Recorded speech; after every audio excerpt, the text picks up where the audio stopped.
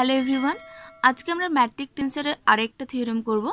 এখানে বলছে show that GIJ is a covariant tensor of rank 2। তো আমরা এর আগের যে লেকচারটা ছিল সেখানে আমরা মেট্রিক টেন্সর কি করিয়েছিলাম, সেখানে তোমরা এই GIJ টার্মটা দেখেছিলে। তো GIJটা কি? GIJটা হলো ম্যাট্রিক টেন্সর, তাই না? এবার GIJটাকে কি করে লেখা হয়? GIJটাকে লেখা হয় এভাবে, এটা proof DS2 equal to GIJ DXI DXJ। এটাকে আমি 1 নম্বর দিলাম, ঠিক আছে? তো এটা আমি আগের দিন করিয়েছিলাম, যারা যারা দেখো না তার লিঙ্ক দেখো, এখানে আই বাটনে দেওয়া আছে, ওখান থেকে দেখে নিতে পারো, অথবা আমি তার লিঙ্ক নিচে ডেসক্রিপশন বক্সও দিয়ে দেবো। তো এখানে এই পুরোটাকে আমার DS2, এটাকে শুধুমাত্র DSটাকে বলা হয় ডিস্টেন্স, আর DS2 যখন লিখবো DS2 ইকুয়াল টু এটাকে পুরোটাকে বলা হয় একসঙ্গে রিমানিয়ান ম্যাট্রিক, ঠিক আছে? আর শুধুমাত্র GIJটাকে বলা হয় কি ম্যাট্রিক টেন্সর। তো এই টুটা শুধুমাত্র ম্যাট্রিক টেন্সর, পুরোটাকে নিয়ে হচ্ছে রিমানিয়ান ম্যাট্রিক, শুধুমাত্র DSটা হলো একটা কি ডিস্টেন্স। ব্যাস এইগুলো কয়েকটা টাইম ছিল।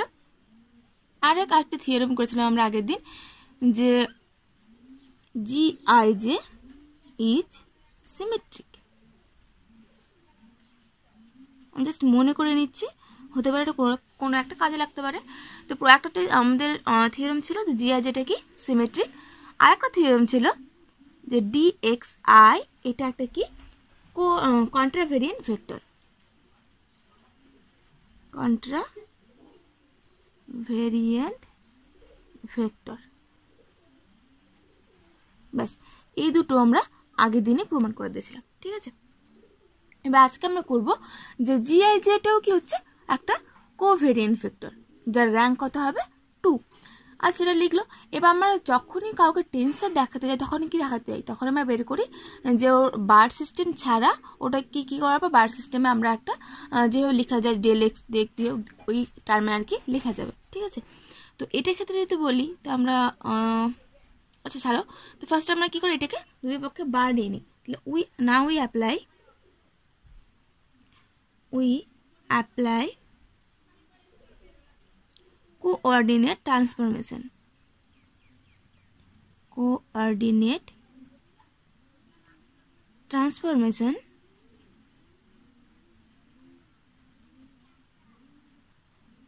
from, এখানে দেখো DXIটা কি একটা কন্ট্রাভেরিয়েন্ট টেন্সর, তাহলে আমরা এখানে কি করতে পারবো, কোঅর্ডিনেট ট্রান্সফরমেশন লটা অ্যাপ্লাই করতে পারবো। তাহলে আমরা DXI এর পর আচ্ছা DXI তো শুধুমাত্র XI এর পর, তো transform from XI to X bar I, তাহলে আমরা XI থেকে কি করব, X বার I এ যাব। এবার তাহলে এটা থেকে আমরা ট্রান্সফরমেশন ল অ্যাপ্লাই করি। এবার এখানে আরেকটা জিনিস আমরা জেনেছিলাম যে DSটা কি ইনভেরিয়েন্ট। ডিএসটা কি ছিল আমাদের ইনভেরিয়েন্ট, তার মানে কি এটাকে বার নিলেও যা হবে বার ছাড়াও একই হবে। তাহলে এই পাশটা আমি আর বার দিচ্ছি না, কারণ এটা ইনভেরিয়েন্ট। তাহলে DS2 ইকুয়াল টু জি বার, আমি এখানে আলফা বিটা করে দিচ্ছি, কারণ যখন ট্রান্সফর্ম চেঞ্জ করো তখন আই যেগুলো থাকে না, তখন কিছু চেঞ্জ হয়ে যায়।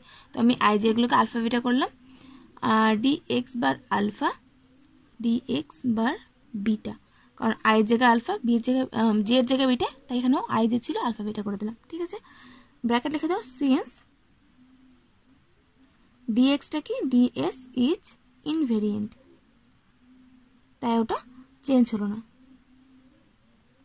এবার সেটা বার দিয়ে লিখলে দুটো সেমই হতো, ঠিক আছে? তাহলে এটা 2 নম্বর। এবার দেখো এখানে DS2 মান, এখানে DS2 মান, তাহলে দুটো এক হিসেবে কি, যেহেতু আমাদের লেফট হ্যান্ডগুলো ইকুয়াল, তাহলে রাইট হ্যান্ডগুলো কি হবে ইকুয়াল। তাহলে ফ্রম 1 and 2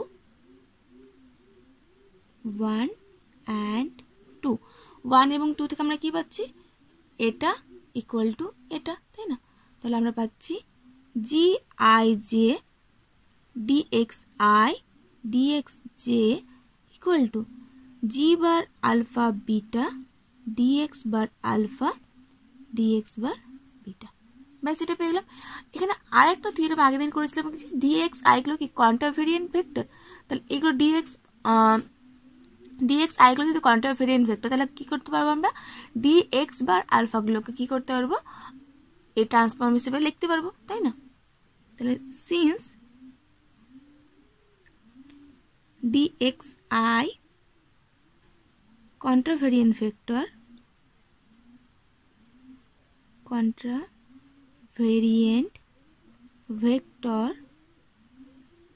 দেন তাহলে আমরা কি লিখতে পারবো?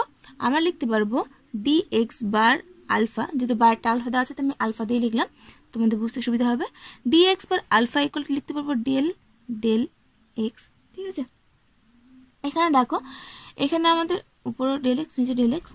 আমাদের এটা কি হয়? কন্ট্রাভেরিয়েন্ট। কন্ট্রা মানে বারটা কি হবে? উপর হবে। তাহলে এখানটা চলে যাবে বার আলফা, নিচে কিছু একটা ধরে নাও আই, তাহলে ডিএক্স আই, তাই না? কারণ কন্ট্রা হলে বারটা উপরে থাকে, কো হলে বারটা নিচে থাকে। তো এখানে যেহেতু কন্ট্রাভেরিয়েন্ট ভেক্টর, তাহলে আমি ডেল এক্স বার আলফাটা উপরে রাখবো, নিচে আই নিলাম, তাই এখানে আই নিলাম। সেমভাবে আমরা কি পাবো? ডেল এক্স বার বিটা, বিটার জন্য কিছু একটা বুঝাবো, del x bar beta del x J DX J. ব্যাস পেলাম। এবার এই দুটো মান কি করবো? আমরা এখানটায় পুট করে দেবো। যদি আমি 3 নম্বর দিই আর এই দুটোকে মিলে যদি আমি 4 নম্বর দিই, তাহলে 3 আর 4 থেকে আমরা কি পাচ্ছি? তাহলে ফ্রম 3 and 4 we get, আমরা কি পাচ্ছি? আমরা পাচ্ছি G I J DX I DX J equal to পাচ্ছি জি বার আলফা বিটা। ঠিক আছে, এটার মান কি ছিল আমাদের?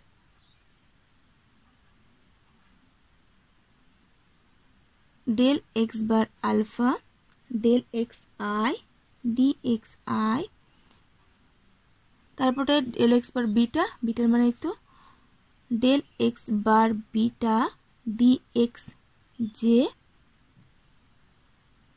Dx del x J DX J. ব্যাস হলো। এবার দেখো এখানে DX J DX I DX J, এখানে ডিএক্স আই ডিএক্স জে, তাহলে এবার নিয়ে আসছি, নিয়ে এসে আমি কী করছি? কমন নিয়ে নিচ্ছি। তাহলে আমরা পাচ্ছি G I J minus G bar alpha beta del x bar alpha del x I del x bar beta del x J, তার সঙ্গে কী পাবো? DX I DX J equal to 0। এবার দেখো ডিএক্স আই ডিএক্স জে দুটো কিন্তু কন্ট্রাভেরিয়েন্ট tense, তাহলে এই দুটো কিন্তু 0 হতে পারে না। তাহলে এই দুটো, এইটা 0 নাহলে কী হবে? আমাদের এই গুণফলটা, সরি ভিতরে যে টার্মটা সেটা 0 হয়ে যাবে। তাহলে দ্যাট ইমপ্লাইজ এটা ইকুয়াল টু 0, তার মানে কি? এটা ইকুয়াল টু এটা আমি একবার লিখে দিচ্ছি। তাহলে G I J equal to পেয়ে গেলাম আমরা G bar alpha beta del x bar alpha del x I del x bar beta del x J পেলাম। কিন্তু আমরা দেখো এখানে যে আমরা করেছিলাম যে ডিএক্স আইটা কি কন্ট্রাভেরিয়েন্ট ভেক্টর, তখন আমরা কি করেছিলাম? বার সিস্টেমটাকে বার সিস্টেম ছাড়া আকার লিখেছিলাম, তাই না? তাহলে এখান থেকে আমাদের কিন্তু উল্টো চলে এসছে, বার সিস্টেম ছাড়া ইকুয়াল টু বার সিস্টেম যুক্ত চলে এসছে। তাহলে আমাদের উল্টো করতে হবে, আমাদের এই পার্টটা বার রাখতে হবে, এই পার্টটা কিন্তু বার ছাড়া রাখতে হবে। তাহলে কি করে করব? তো আমরা কি করব? এই পারে জি আই জে আছে, জি আই জেটাকে রাখবো, রেখে কিছুটা ফাঁকা রাখবো। এখানে জি বার আলফা বিটা আছে, রাখলাম। প্রথম টার্মটাকে লিখছি del x bar alpha del x I into something করবো, তারপর আবার এখানে del x bar beta del x J into something, এখানে ইন্টু সামথিং, এখানে ইন্টু সামথিং। এবার কি গুণ করবো? এখানে দেখো আমাদের আলফা বিটা আছে, তাই না? তাহলে আমরা আলফাটাকে কাটবো না, আমরা অন্য কিছু কাটবো। আমরা কি করবো? আইটাকে কাটবো। আমরা তাহলে এখানেও ডেল এক্স আই করবো, তাহলে আই আই কেটে যাচ্ছে। আর এখানে ডেল এক্স বার কিছুটা করতে হবে, পি করে দিলাম। ঠিক আছে, এখানে আই যেগুলো আছে আই জে অথবা আলফা বিটা বাদ দিই, আমি এখানে কি করলাম? একটা পি ধরে নিলাম।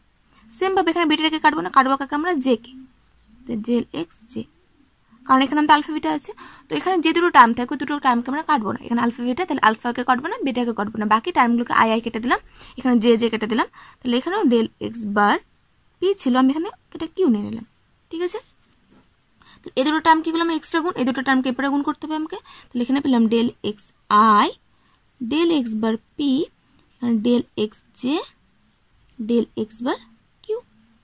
ব্যাস হয়ে গেল। এবার দেখো এইটুকুটা আর এইটুকুটা, এগুলোর জন্য কি হবে?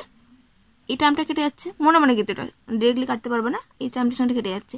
এটার মান হয়ে যাচ্ছে জি বার আলফা বিটা কণিকার ডেল্টা বার আলফা পি, এখানে ক্রোনিকার ডেল্টা বার বিটা কিউ।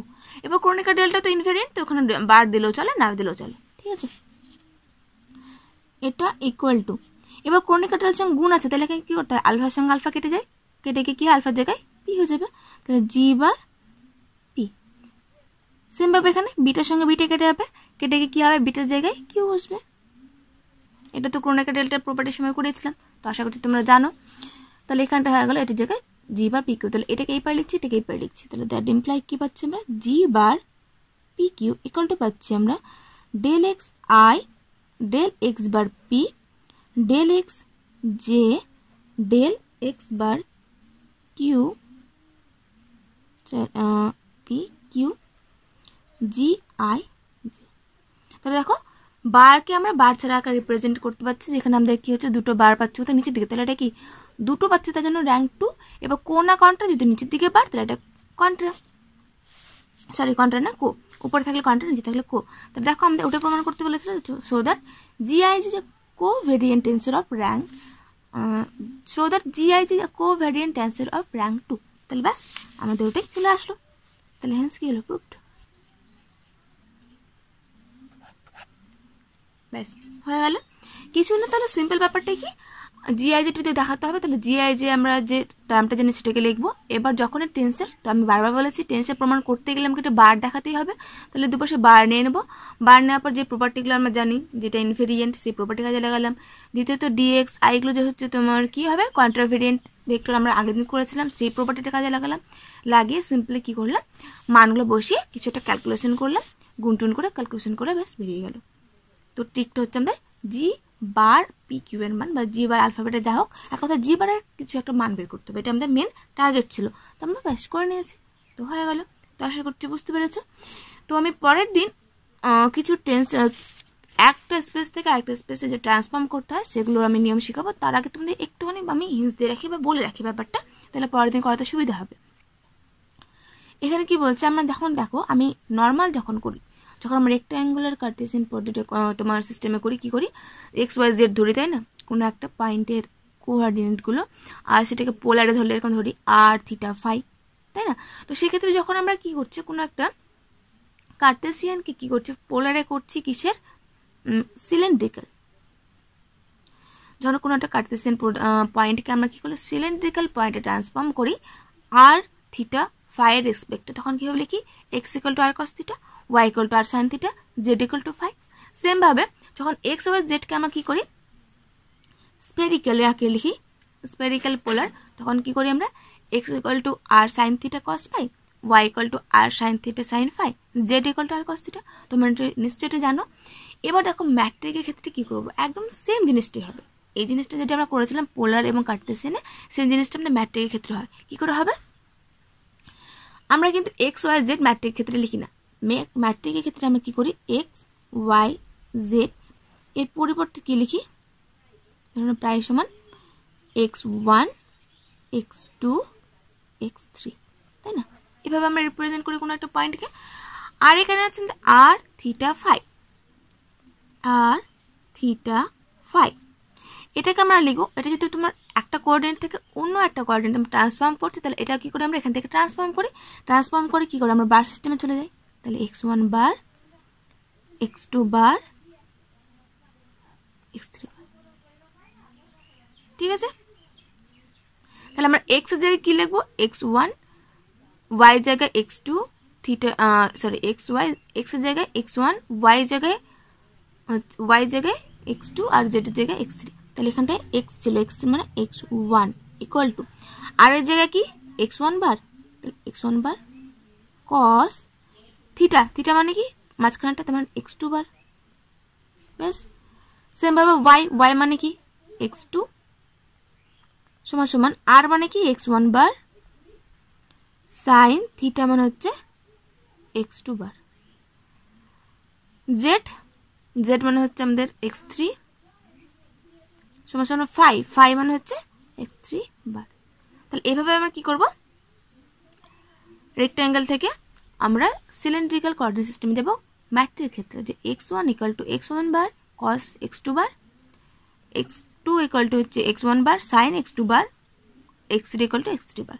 ব্যাস সেমভাবে আমরা যদি করি এটার ক্ষেত্রে কি হবে, এক্স এর জায়গায় x1 আর এর জায়গায় x1 বার সাইন থিটার জায়গায় হচ্ছে x2 বার কস ফাইভ জায়গায় হচ্ছে x3 বার হয়ে গেল। y মানে কি, y মানে x2 মানে আর হচ্ছে x1 বার সাইন থিটা মানে হচ্ছে x2 বার সাইন ফাই মানে হচ্ছে x3 বার। z মানে কি আমাদের x3 আর মানে হচ্ছে x1 বার কস থিটা মানে হচ্ছে x2 বার। ব্যাস তাহলে এভাবে আমরা কি করতে পারবো, কার্টেসিয়ান থেকে সিলিন্ড্রিক্যাল অথবা কার্টেসিয়ান থেকে কি করতে পারবো স্ফেরিক্যালে আমরা চেঞ্জ করবো তোমার কোথায় ম্যাট্রিক টেন্সের ক্ষেত্রে। তো ব্যাস এইটুকু জাস্ট নিয়মটা একটু দেখে রাখবে, পরের দিন এই টাইপের অঙ্কগুলো আমরা করিয়ে দেবো। তো আশা করছি আজকের মতো বুঝতে পেরেছো। এতক্ষণ সঙ্গে থাকার জন্য ধন্যবাদ।